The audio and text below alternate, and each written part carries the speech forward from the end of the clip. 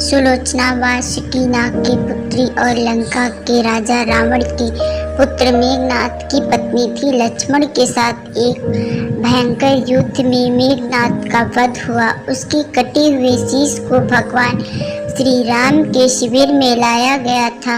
अपने पति की मृत्यु का समाचार पाकर सुलोचना ने अपने ससुर रावण से राम के पास जाकर पति का शीश लाने की प्रार्थना की, किंतु रावण इसके लिए तैयार नहीं हुआ। उसने सुलोचना से कहा कि वह स्वयं राम के पास जाकर मेघनाद का शीश ले आए, क्योंकि राम पुरुषोत्तम है, इसलिए उनके पास जाने से तुम्हें किसी प्रकार का भय नहीं करना चाहिए। रावण के महापराक्रमी पुत्र इंद्रजीत मेघनाद का वध करने की प्रतीक्षा लेकर लक्ष्मण जिस समय युद्ध भूमि में जाने के लिए प्रस्तुत हुए, तब राम उनसे कहते हैं, लक्ष्मण, रण में जाकर तुम अपनी वीरता और रण कौशल से ब्राह्मण पुत्र मेघनाद का वध कर दोगे, इसमें मुझे कोई संदेह नहीं है। परंतु एक बात का विशेष ध्यान रखना कि मेघनाद का मस्तक भूमि पर किसी भी प्रकार न गिरे,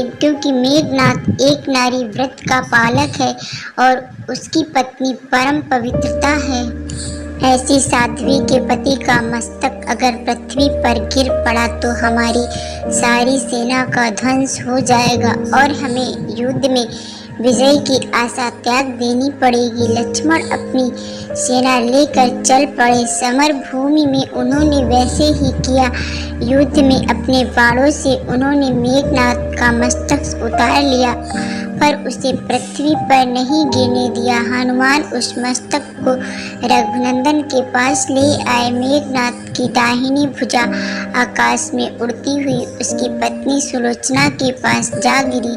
सुलोचना चकित हो गई। दूसरे ही क्षण अत्यंत दुख से कतार होकर विलाप करने लगी, पर उसने भुजा को स्पर्श नहीं किया। उसने सोचा, संभव है या भुजा किसी अन्य व्यक्ति की हो, ऐसी दशा में पर पुरुष के स्पर्श का दोष मुझे लगेगा। निर्णय करने के लिए उसने भुजा से कहा, यदि तू मेरे स्वामी की भुजा है तो मेरे पतिव्रता की शक्ति से युद्ध का सारा वृत्तांत लिख दे। भुजा में दासी ने लेखनी पकड़ा दी। लेखनी ने लिख दिया, प्राण प्रिय, यह भुजा मेरी ही है। युद्ध भूमि में श्री राम के भाई लक्ष्मण से मेरा युद्ध हुआ। लक्ष्मण ने कई वर्षों से पत्नी, अन्न और निद्रा छोड़ रखी है। वे तेजस्वी और समस्त दैवी गुणों से संपन्न है। संग्राम में उनके साथ मेरी एक नहीं चली। अंत में उन्हीं के बाणों से विद्ध होने से मेरा प्राण हो गया है। मेरा शीश श्री राम के पास है। पति की भुजा लिखती पंक्तियां पढ़ते ही सुलोचना व्याकुल हो गई। पुत्र वधू के विलाप को सुनकर लंकापति रावण ने आकर कहा, शोक न कर पुत्री, प्रातः होते ही सहस्त्रों मस्तक से मेरे बाणों से कट कट कर पृथ्वी पर लौट जाएंगे। मैं रक्त की नदियां बहा दूंगा। करुणा चित्कार करती हुई सुलोचना बोली, पर इसमें मेरा क्या लाभ होगा पिताजी? शास्त्रों नहीं, करोड़ों शीश भी मेरे स्वामी के शीश के अभाव की पूर्ति नहीं कर सकेंगे। सुलोचना ने निश्चय किया कि अब मुझे सती हो जाना चाहिए, किंतु पति का शव तो राम दल में पड़ा हुआ था।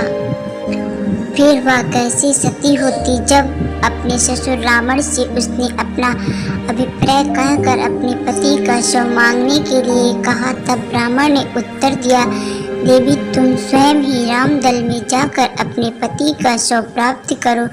जिस समाज में बाल ब्रह्मचारी हनुमान, परम जितेंद्रिय लक्ष्मण तथा एक पत्नी व्रत भगवान श्री राम विद्यमान है, उस समाज में तुम्हें जाने से डरना नहीं चाहिए। मुझे विश्वास है कि इन स्तुत्य महापुरुषों के द्वारा तुम निराश नहीं लौटाई जाओगी। सुलोचना के आने का समाचार सुनते ही राम खड़े हो गए और स्वयं चलकर सुलोचना के पास आए। बोले, देवी, तुम्हारे पति विश्व के अनंतम योद्धा और पराक्रमी थे। इनमें बहुत से सद्गुण थे, किंतु विधि की लिखी को कौन बदल सकता है?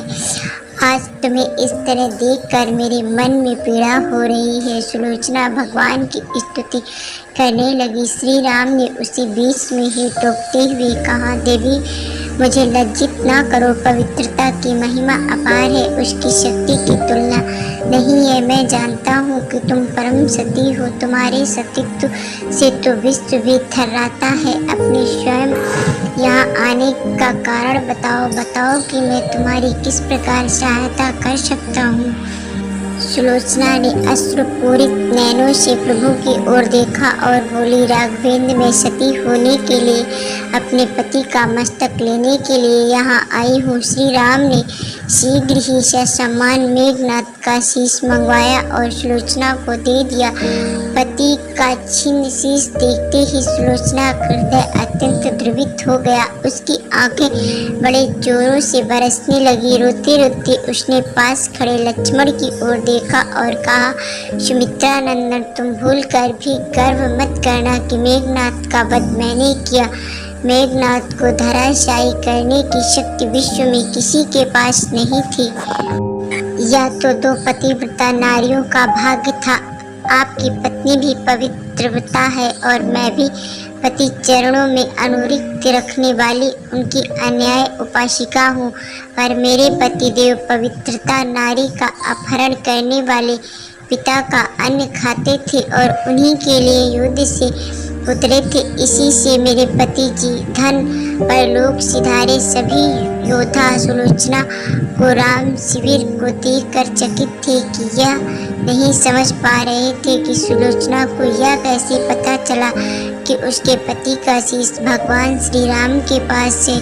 जिज्ञासा शांत करने के लिए सुग्रीव ने पूछ ही लिया कि यह बात उन्हें कैसे ज्ञात हुई कि मेघनाद का शीश श्री राम के पास शिविर में है। सुलोचना ने स्पष्टता से बताया, मेरे पति की भुजा युद्ध भूमि से उड़ती हुई मेरे पास चली गई थी, उसी ने लिखकर मुझे बता दिया। व्यंग भरे शब्दों में सुग्रीव बोल उठे, निष्प्राण भुजा यदि लिख सकती है तो फिर यह कटा हुआ सिर भी हंस सकता है। श्री राम ने कहा, व्यर्थ की बातें मत करो मित्र, पवित्रता में महात्म्य को तुम नहीं जानते। यदि वह चाहे तो यह कटा हुआ सिर भी हंस सकता है। श्री राम की मुखाकृति देख सुलोचना उनके भावों को समझ गई।